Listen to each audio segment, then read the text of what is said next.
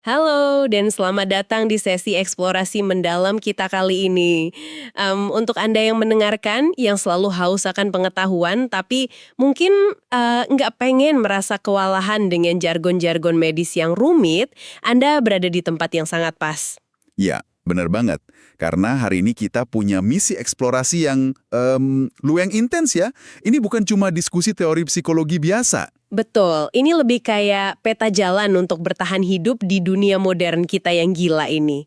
Dan materi sumber yang bakal kita bedah tuntas hari ini adalah buku yang sangat luar biasa menurut saya. Judulnya Bangsa Dopamin atau Dopamine Nation, karya Dr. Anna Lemke. Buku yang menurut saya sangat-sangat membuka mata kita semua. Sangat, karena ada satu ironi yang benar-benar memilukan di abad ke-21 ini. Coba Anda pikirin deh. Kita sekarang hidup di era di mana akses ke kesenangan itu belum pernah terjadi sebelumnya dalam sejarah. Ya, berlimpah ruah. Kayak makanan enak gampang dicari, ponsel pintar di tangan, belanja instan, hiburan tanpa akhir di Netflix atau YouTube, semuanya ada di ujung jari kita. Tapi anehnya, kenapa angka depresi, kecemasan, dan bahkan rasa sakit fisik yang dilaporkan justru meroket tajam? Kalau kita punya akses ke segalanya, harusnya kita lebih bahagia kan? Nah, disitulah masalah utamanya. Otak kita itu sebenarnya nggak berevolusi untuk hidup di dunia yang serba berlimpah ini. Ada satu analogi yang bagus banget dari Dr. Tom Finucane di dalam sumber kita. Coba bayangkan sebuah kaktus. Oke, tanaman kaktus? Ya, kaktus itu kan beradaptasi secara sempurna untuk bertahan hidup di iklim gurun yang keras kan? Dia pinter banget menyerap dan menyimpan setiap tetes air yang sangat berharga. Tapi, kalau kaktus itu Anda pindahkan ke hutan hujan tropis yang basah kuyup setiap hari, Dia nggak bakal jadi kaktus super yang raksasa gitu kan? tepat sekali, dia malah bakal membusuk dari dalam. Nah, otak kita itu ibarat kaktus tersebut, dan dunia modern kita yang serba instan ini adalah hutan hujannya. Jadi kita ini pada dasarnya sedang tenggelam di dalam lautan dopamin kita sendiri. Wah, itu analogi yang lumayan ngeri ya. Mari kita urai ini lebih jauh. Karena untuk paham kenapa kita sangat tidak bahagia sekarang, kita harus lihat gimana ketersediaan tanpa batas ini mengubah perilaku dasar manusia. Dan ada pengakuan yang sangat jujur di buku ini dari sang penulisnya sendiri loh. Iya, Dr. Lemke sendiri. Benar, dia ini seorang psikiater sukses, dokter terkemuka, tapi dia ngaku kalau dia kecanduan membaca novel roman berseri. Mulai dari yang kayak Twilight gitu, terus bergeser ke fiksi manusia serigala, dan terus nyari yang materinya makin eksplisit. Dia sampai mengorbankan waktu tidurnya dan baca di sela-sela jadwal pasiennya, murni coba buat lari dari stres mengasuh anak. Dan itu menarik ya, karena membaca novel kan kedengarannya lumayan jinak kalau dibandingin sama sabu-sabu atau judi. Iya, kedengarannya biasa aja. Tapi kenapa otaknya merespons itu sebagai kecanduan yang parah? Rahasianya ternyata ada di transisi mediumnya. Pas dia beralih dari buku fisik ke e-reader atau ponsel pintar, dia menghilangkan apa yang disebut sebagai friksi atau gesekan. Iya, jeda waktu antara keinginan dan pemuasan. Bener, Anda kan nggak perlu lagi mandi, ganti baju, nyetir mobil ke toko buku, dan nyari rak demi rak buat dapat kesenangan itu. Ponsel pintar kita sekarang ini pada dasarnya bertindak kayak semacam jarum suntik digital. Jarum suntik yang menyuntikkan dopamin 24 jam sehari, 7 hari seminggu langsung ke otak, tanpa hambatan sedikit pun. Nah, ngomong-ngomong soal tanpa hambatan, ada satu kisah ekstrim di sumber kita yang bikin saya benar-benar tercengang. Kisah seorang pria bernama Jacob. Oh iya, kasus Jacob ini benar-benar luar biasa ekstrim. Sangat ekstrim. Jadi bayangkan, ada pemuda umur 18 tahun, pindah ke negara barat, hidup sendiri. Berbekal ilmu tekniknya, dia bikin mesin masturbasi mekanis di kamarnya pakai pemutar piringan hitam tua. Dia pasang batang logam, kumparan kain, dan dia atur kecepatannya. Terus pas era internet muncul, dia beralih dari pemutar piringan hitam ke unit TENS. Unit TENS itu alat stimulasi listrik medis bervoltase tinggi ya? Betul, dia sinkronkan arus listrik dari mesin itu sama musik dan video porno. Dan gilanya lagi, dia membagikan kendali mesin listrik itu ke orang asing di room obrolan online. Jika kita menghubungkan ini dengan gambaran yang lebih besar, kisah Jacob ini ngasih kita potret yang sangat akurat soal kondisi biologis kita sekarang. Gimana maksudnya potret akurat? Itu kan kasus yang sangat spesifik. Maksudnya begini, Teknologi itu pada dasarnya udah menyingkirkan semua batasan alami dari potensi manusia untuk merasakan senang. Sekarang ini kuantitas, variasi, dan potensi pemicu dopamin yang kita punya itu ada di level yang belum pernah ada dalam sejarah evolusi manusia. Jadi otak kita kewalahan gitu ya? Sangat kewalahan. Karena ilmu saraf membuktikan bahwa dopamin itu bukan cuma sekedar hormon kebahagiaan kayak yang sering dibahas di budaya pop. Dopamin itu adalah mata uang universal otak buat ngukur seberapa besar potensi kecanduan suatu hal. Semakin tinggi lonjakan dopaminnya, semakin otak termotivasi buat terus nyari hal itu. Masuk akal. Nah, ini membawa kita ke inti masalahnya. Mengapa pencarian kesenangan yang terus-menerus ini malah berakhir pada penderitaan? Orang kan sering bilang, lakuin aja apa yang bikin kamu bahagia. Ya, logika umumnya kan begitu. Kumpulin momen senang, maka hidup bakal bahagia. Tapi ilmu saraf sangat menentang gagasan ini. Tunggu, kenapa ditentang? Karena kesenangan dan rasa sakit itu ternyata diproses di tempat yang sama persis di otak kita. Mereka terhubung secara intim dan beroperasi kayak sebuah timbangan. Dan otak kita punya mekanisme yang namanya homeostasis. Keinginan konstan buat menjaga keseimbangan, kan? Tepat. Coba bayangkan. Sistem keseimbangan ini dijaga sama pasukan gremlin mikroskopis. Tiap kali timbangan Anda condong ke arah kesenangan, misalnya pas Anda scroll media sosial tanpa henti atau makan coklat manis, para gremlin ini bereaksi. Karena otak benci kalau nggak seimbang. Terus, gremlin ini ngapain? Mereka langsung melompat ke sisi timbangan yang berlawanan, yaitu sisi rasa sakit, buat menekan timbangan itu agar seimbang lagi.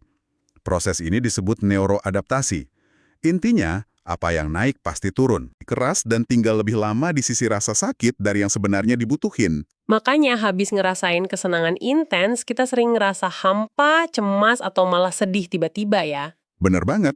Dan kalau Anda terus-terusan membanjiri otak dengan rangsangan dopamin tinggi tiap hari, gremlin ini bakal bikin tenda dan menetap permanen di sisi rasa sakit.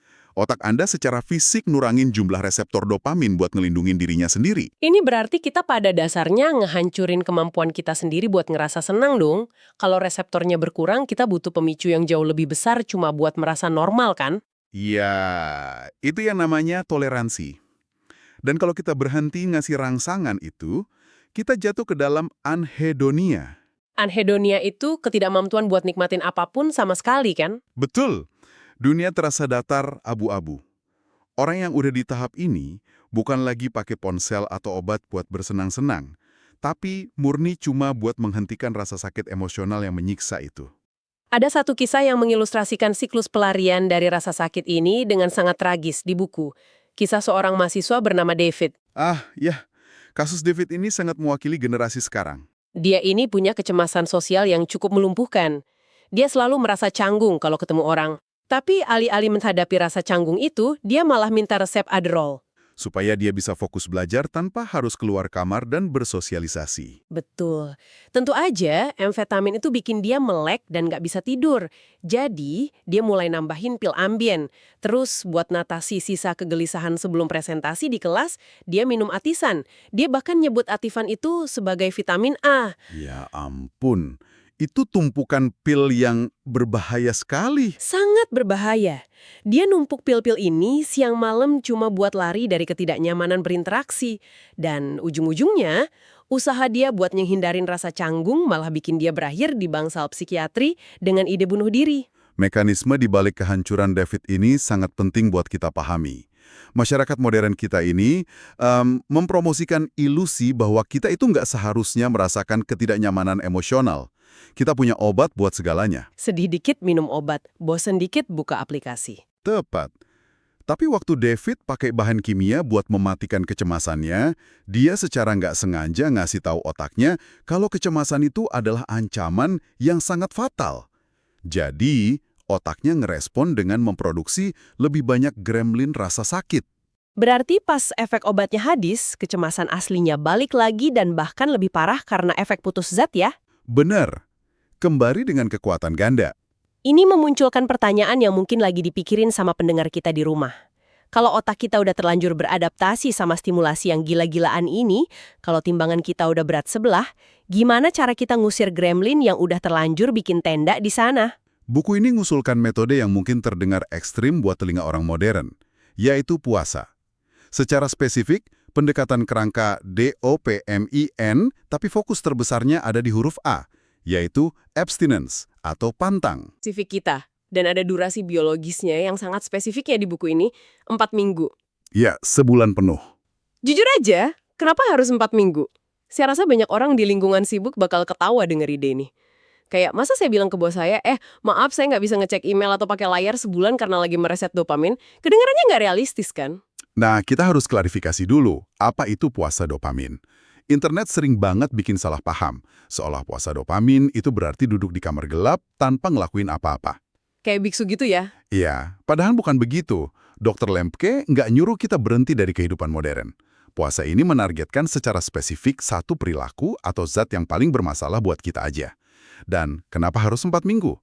Ini berkaitan sama plastisitas saraf di otak. Oke, gimana tuh prosesnya dari minggu ke minggu? Dalam 2 minggu pertama, otak Anda itu bakal memberontak hebat. Anda ada di fase penarikan akut. Rasa sakit dan cemas justru memuncak, karena sumber dopamin buatan itu tiba-tiba dicabut. Berarti kalau kita puasa cuma seminggu terus menyerah, kita cuma dapat penderitaannya aja tanpa dapat manfaatnya. Tepat sekali. Barulah di minggu ketiga dan keempat, struktur otak mulai merakit ulang dirinya sendiri. Reseptor dopamin yang tadinya mati, perlahan mulai tumbuh lagi. Kisah Delila dari sumber kita membuktikan garis waktu ini dengan sangat sempurna. Delila ini remaja yang tiap hari ngerokok ganja pakai pena lilin. Ya, dia ngerasa itu obat buat kecemasannya kan? Betul. Dia bilang ke terapisnya kalau dia punya kecemasan parah dan ganja adalah satu-satunya hal yang bikin dia bisa berfungsi normal. Pas disuruh berhenti, dia nawar cuma mau berhenti seminggu. Tapi setelah dipaksa bertahan sampai 4 minggu, hal yang mengejutkan terjadi. Kecemasannya menguap begitu aja.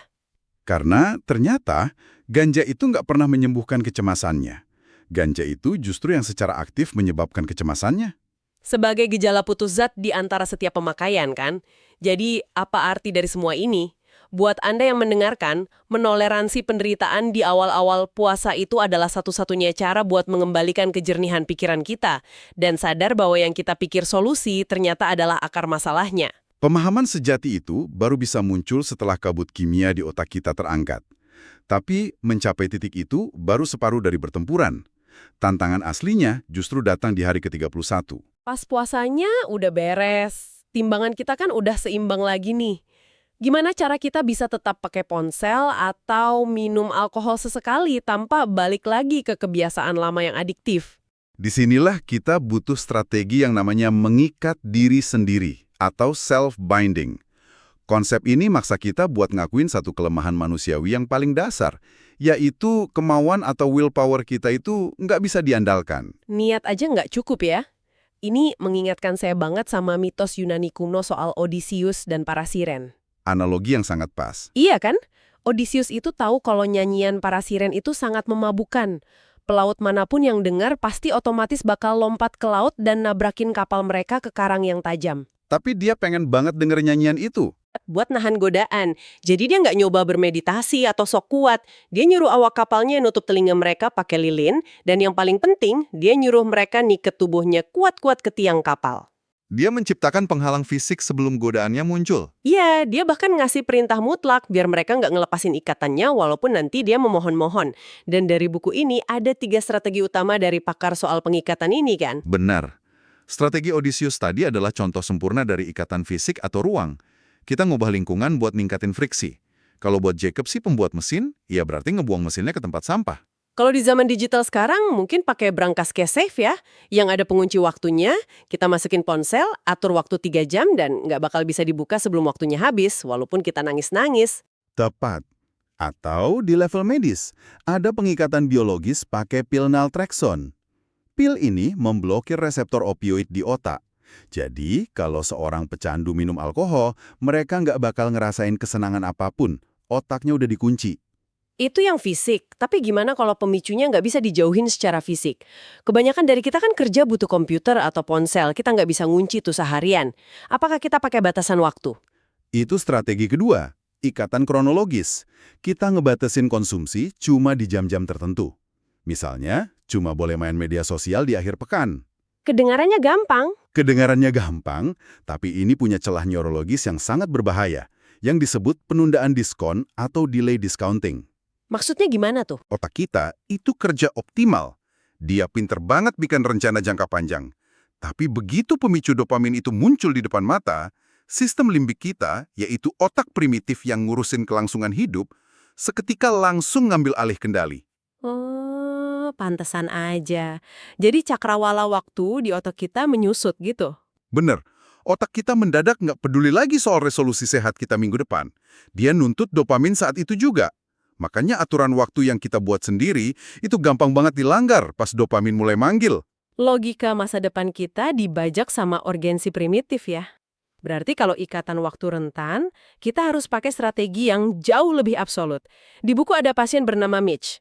Ah, Mitch yang kecanduan judi olahraga. Ya, dia nggak bisa cuma bilang, oh saya mau judi di hari Minggu aja. Nggak mempan. Dia harus pakai strategi ketiga, yaitu ikatan kategoris. Dia harus menghindari seluruh kategori pemicu itu. Dia berhenti taruhan, berhenti nonton bola di TV, bahkan menolak ngomongin statistik olahraga sama teman-temannya. Ini memunculkan pertanyaan penting soal ikatan kategoris. Saat kita mencoba ngelakuin ini di abad sekarang, kita bakal langsung berhadapan sama kekuatan pasar dan kapitalisme. Kapitalisme itu pinter banget ngerespon batasan yang kita buat dengan merancang celah baru. Contohnya kayak gimana tuh? Contoh yang paling nyata itu diet bebas gluten. Awalnya, milih buat nggak makan gluten itu adalah strategi ikatan kategoris yang luar biasa sehat. Karena kalau Anda menghindari gluten, Anda otomatis menghindari kue, donat, dan makanan olahan berkalori tinggi. Kita jadi terpaksa makan makanan utuh, kayak sayur dan daging kan? Iri rak supermarket sama kue coklat bebas gluten, pasta bebas gluten. Secara teknis emang nggak ada glutennya, tapi syarat banget sama gula olahan yang sama adiktifnya. Kategori yang awalnya kita buat untuk melindungi diri malah dibajak sama industri. Ekosistem dopamin di sekitar kita selalu nemu cara buat menembus dinding pertahanan kita ya. Nah, disinilah ini menjadi sangat-sangat menarik. Mari kita balik logikanya. Sejauh ini kan kita ngomongin soal membatasi kesenangan. Karena kesenangan bikin timbangan condong ke arah rasa sakit. Betul. Ini bekerja dua arah. Maksudnya, kalau kesenangan yang berlebihan berujung pada rasa sakit jangka panjang, apakah secara sengaja mencari rasa sakit bisa ngasih kita kesenangan jangka panjang? Secara biologis, jawabannya adalah iya. Sangat bisa. Ilmu pengetahuan menyebut mekanisme ini sebagai hormesis. Hormesis. Ini konsep yang luar biasa ya. Sangat luar biasa. Hormesis adalah fenomena di mana paparan terhadap rangsangan yang menyakitkan atau bikin stres, asalkan dalam dosis yang kecil sampai sedang, justru membuat tubuh kita beradaptasi dan jadi jauh lebih tangguh. Jadi pas kita sengaja nyakitin diri secara terkendali, kita menekan sisi rasa sakit di timbangan otak kita. Tepat. Dan tebak apa yang dilakukan para gremlin sebagai respons? Mereka melompat ke sisi kesenangan buat mengimbangi rasa sakit itu. Tubuh secara alami bakal melepaskan rentetan penawar rasa sakit buatan sendiri, yaitu peptida opioid endogen atau endorfin, dan tentunya dopamin. Ini menjelaskan banget kisah Michael di buku. Dia itu mantan eksekutif di Silicon Valley yang kecanduan parah sama alkohol dan kokain. Ya, dan dia ngerasain anhedonia parah pas awal-awal berhenti kan? Bener. Dia merasa dunia itu kosong, datar, nggak ada yang bikin dia seneng. Sampai suatu pagi, tanpa sengaja, pemanas airnya mati dan dia harus mandi pakai air es. Kejutan rasa sakit fisik yang hebat. Sangat hebat. Tapi begitu dia keluar dari kamar mandi, dia nyadar kalau kabut di kepalanya hilang.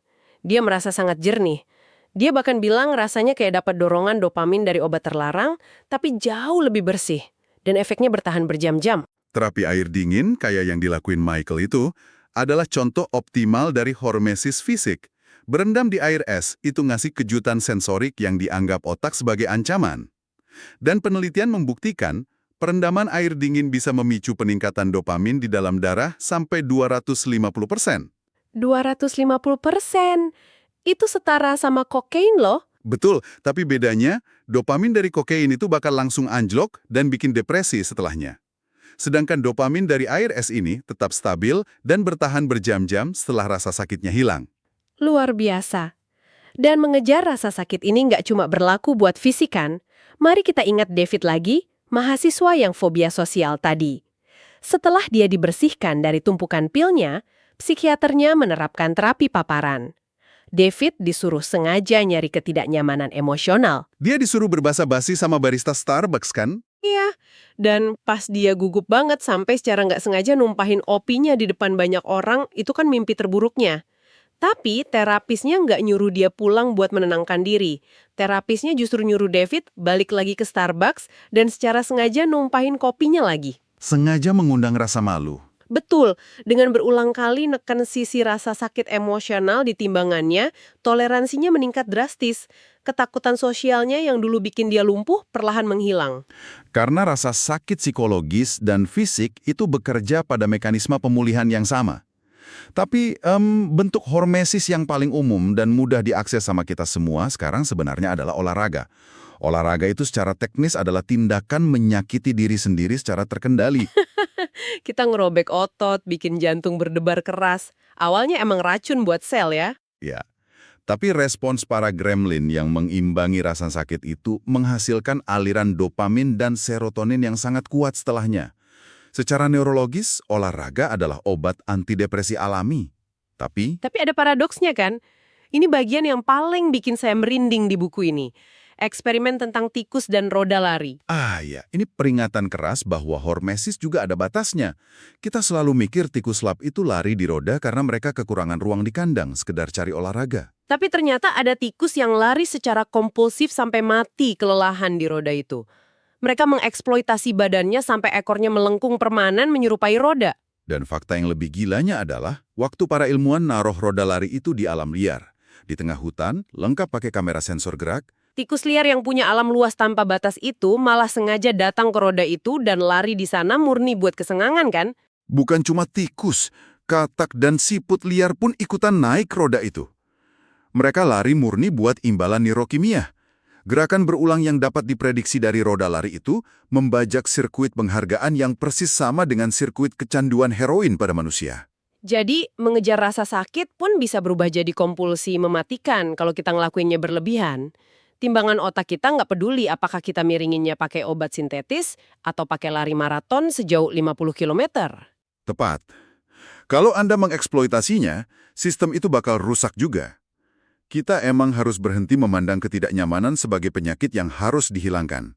Perasaan itu justru mekanisme penyeimbang yang vital. Kapasitas kita menoleransi ketidaknyamanan itulah yang ngebuka ruang di otak kita buat ngerasain kegembiraan yang tulus. Wow! Untuk Anda yang mendengarkan, mari kita lihat sebentar ke dalam kehidupan sehari-hari kita. Perhatikan sekeliling Anda, apa bentuk jarum suntik digital atau mesin masturbasi rahasia Anda sendiri? Mungkin itu kebiasaan yang kelihatannya sepele. Ya, mungkin cuma kebiasaan menggulir aplikasi belanja online jam 2 pagi atau terus-terusan ngecek email kerjaan padahal lagi main sama anak. Apakah Anda berani ngambil langkah mundur, membiarkan timbangan Anda miring ke arah rasa sakit selama 4 minggu cuma buat melihat realitas yang sebenarnya? Butuh keberanian besar buat ngelakuin itu. Pasti. Dan saya ingin meninggalkan Anda dengan satu pemikiran terakhir untuk direnungkan hari ini.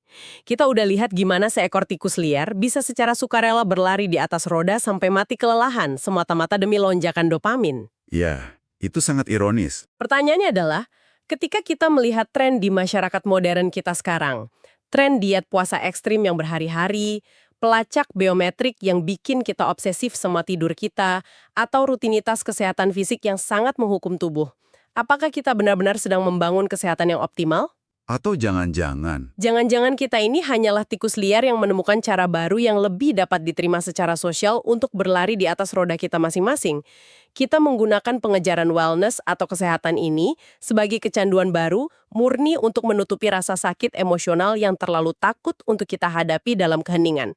Jawabannya ada pada timbangan di dalam kepala Anda sendiri.